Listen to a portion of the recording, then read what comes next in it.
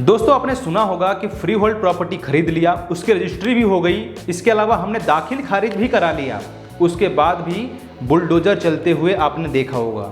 ऐसा क्यों होता है, किन डॉक्यूमेंट की कमी के कारण ये होता है, किसकी लापरवाही होती है, इस वीडियो में मैं आपको पूरी जानकारी दूंगा। इस वीडियो को आप अंत तक देखिएगा, तभी आप जो है फ्री होल्ड प्रॉपर्टी या कोई ऐसी प्रॉपर्टी जिसमें आप निवेश करना चाहते हो या फिर लेने की सोच रहे हो तो आप सावधान हो सकें और पहले ही ये सारी जानकारी आप अपने पास रख सकें, ताकि कोई भी धोखाधड़ी से आप जो है अपने आप को बचा सकें। अगर आप हमारी इस वीडियो से प्रेरित होते हैं तो आप इस वीडियो को अपने दोस्तों के साथ, अपने फ्रेंड सर्कल के साथ, अपने परिवार वालों के साथ जरूर शेयर करें, ताकि वो भी इस जानकारी को समझ सकें। दोस्तों आपने अक्सर सुना होगा कि हमने कोई प्रॉपर्टी, फ्री होल्ड प्रॉपर्टी खरीदी, फ्री होल्ड प्रॉपर्टी खरीदने के बाद उसका रजिस्ट्री भी करा लिया, उसका हमने दाखिल खारिज भी करा लिया, तो ये सारी डॉक्यूमेंट कंप्लीट होने के बाद भी अथॉरिटी या जो नगर विकास प्राधिकरण है वो इन जमीनों को तोड़ती क्यों है? क्योंकि हमारे पास तो सारे डॉक्यूमेंट लीगल हैं, हमने सभी डॉक्यूमेंट पूरे करा लिए हैं। देखिए होता क्या है, मैं बताता हूँ आपको। जब भी कोई जमीन होती है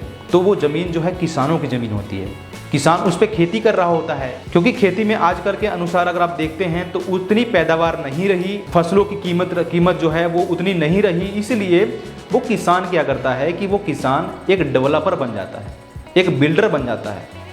यहीं से शुरू होती है स्कैम की प्रक्रिया। समझिए इस चीज़ को कि होता कैसे है। पहले किसान खेती कर रहा था, खेती करने के बाद उसको खेती में उसको उतना लाभ नहीं मिला, तो वो उस जमीन को अब उसने वहाँ पर रेजिडेंशियल या प्लॉट काटने की प्रक्रिया शुरू कर दी वहाँ पर। तो वो किसान जो है अब वो बिल्डर बन गया। या फिर ऐसा भी होता है कि वो किसान किसी बिल्डर को उसने ज़मीन बेच दिया, अब वो बिल्डर जो है वहाँ पर प्लॉटिंग करना शुरू कर दिया। इसमें मान लीजिए कोई किसान है और किसान ने जो है अपनी 2 बीघे की ज़मीन अपने किसी बिल्डर को बेच दिया और उसको पैसा मिल गया। पैसा मिलने के बाद अब वो बिल्डर जो है वहाँ पर प्लॉटिंग करना शुरू कर देता है। जैसे कि आपने देखा होगा यमुना प्राधिकरण में जितने भी जेवर वगैरह में जब जो प्लॉटिंग चल रही थी वो बिल्कुल स्कैम था, बिल्कुल स्कैम। मैं पूरी तरीके से बता दूं आपको, पूरी तरीके से स्कैम था। लोगों की भीड़ इकट्ठा की जा रही थी वहाँ पर, ऐसा दिमाग में डाला जा रहा था कि ये सभी लोग ज़मीन तो ले रहे हैं, क्या ये सभी थोड़ी फंसेंगे? लेकिन ऐसा हुआ। सभी जितने भी डेवलपर कंपनियाँ थी, जितने भी प्राइवेट लिमिटेड कंपनियाँ थी, उन्होंने सभी लोगों के साथ स्कैम किया। तो मैं बताता हूँ आपको कि हुआ कैसे। तो किसानों की ज़मीन थी, उसने बिल्डर को दे दिया। अब बिल्डर जो है वहाँ पर प्लॉटिंग करना शुरू कर दिया। बिल्डर जब प्लॉटिंग करना शुरू कर दिया तो बिल्डर ने उस ज़मीन पर, क्योंकि वो एग्रीकल्चर ज़मीन थी, उस एग्रीकल्चर से रेजिडेंशियल में कन्वर्ट कराने के लिए एक एनओसी होता है जो वहाँ की जो नज़दीकी प्राधिकरण होती है वो हमें प्रोवाइड कराती है कि आप इस एग्रीकल्चर ज़मीन पे आप जो है आप रेजिडेंशियल कर सकते हैं। तो रेजिडेंशियल करने के लिए उसमें कई सारे क्राइटेरिया हैं, उसमें कई सारे नियम हैं, उस नियम के अकॉर्डिंगली ही आपको रेजिडेंशियल में कन्वर्ट कराना होगा। जैसे कि वहाँ उन लोगों के लिए आपको फैसिलिटी प्रोवाइड करानी होगी। कम से कम आप जो है 20 फुट की सड़क रख सकते हैं, 20 फुट की आप कम से कम सड़क रख सकते हैं, छोटी वाली। इसके अलावा आप जो है 40 फुट का और भी कई साइजेस होते हैं, वो अकॉर्डिंगली वो अथॉरिटी तय करती है।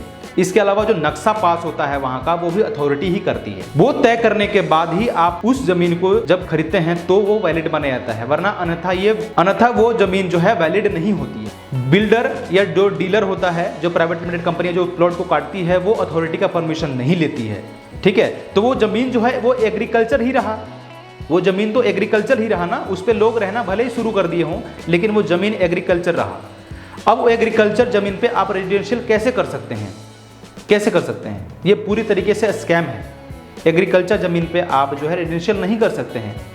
ये गांव देहातों की बात तो अलग होगी, गांव में जो है लोग करते हैं ऐसा, लेकिन गांव में उतनी पॉपुलेशन नहीं है, उतना लोग अथॉरिटी अवेयर भी नहीं है और इस पे ज़्यादा इंटरफेयर भी नहीं करती है। लेकिन अगर आप कोई डेवलप सिटी में देखते हैं जहाँ पर डेवलपमेंट हो रहा है, या कोई आने वाले समय में जो कोई नई प्रोजेक्ट भी लेकर के अथॉरिटी अगर आती है, तो वो उस ज़मीन के लिए हो सकता है एक्वायर करना हो, लेकिन वहाँ पर देखेगी तो वो तो पहले रेजिडेंशियल में कन्वर्ट हो चुका है, तो वो कैसे करेगी? इसीलिए अथॉरिटी जो है उसको इल्लीगल मानती है। इसीलिए विकास प्राधिकरण उस प्लॉट को, उस ज़मीन को इल्लीगल मानती है। जब एग्रीकल्चर के लिए ज़मीन पहले थी तो वो एग्रीकल्चर ही होना चाहिए, उस पर रेजिडेंशियल नहीं होना चाहिए। तो वो इस तरीके से स्कैम यहाँ शुरू होता है। ये दिल्ली एनसीआर में जितने भी इलाके हैं, इसके आसपास में जितने भी जगह हैं, छोटे छोटे गाँव हैं, ये ऐसा हो रहा है यहाँ पर। जैसा कि आप यमुना एक्सप्रेसवे में, जेवर में, टप्पल में, खुर्जा में, इधर आप झाझर में आप देखते आ रहे होंगे। तो ये सारा स्कैम था, पूरी तरीके से स्कैम था। इसके अलावा अगर आप इधर अब अभी लोनी के साइड में जाते हैं तो लोनी में भी यही स्कैम चल रहा है। लोनी में भी अभी यही स्कैम चल रहा है। यहाँ तक कि डीलर जो है हाई टेंशन वायर के नीचे रेजिडेंशियल कर रहे हैं। आप सोचिए कि क्या स्थिति होगी कि हाई टेंशन वायर है, हाई टेंशन जो बिजली का, इलेक्ट्रिसिटी का जो पोल जा रहा है, उसके नीचे रेजिडेंशियल करने का अलाउड ही नहीं है।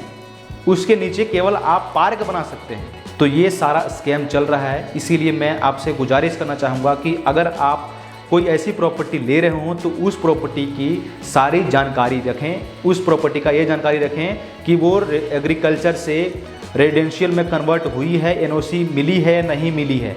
अगर नहीं मिली है तो पूरी तरह से स्कैम है। दोस्तों, अगर आपको ये वीडियो अच्छी लगी हो ना तो वीडियो को लाइक करें और चैनल को सब्सक्राइब जरूर करें, ताकि मैं भी आपको ऐसी फ्रॉड से बचा सकूं, आपको मैं अवेयर कर सकूं, आपको मैं जानकारी रेगुलर बेस पे या जैसे भी मुझे समय मिले मैं आपको देता रहूं। तो ये उम्मीद करता हूं आपको ये जानकारी अच्छी लगी होगी। दोस्तों, अभी के लिए फ़िलहाल इतना ही। मिलते हैं किसी नई वीडियो में नई जानकारी के साथ। तब तक के लिए जय हिंद।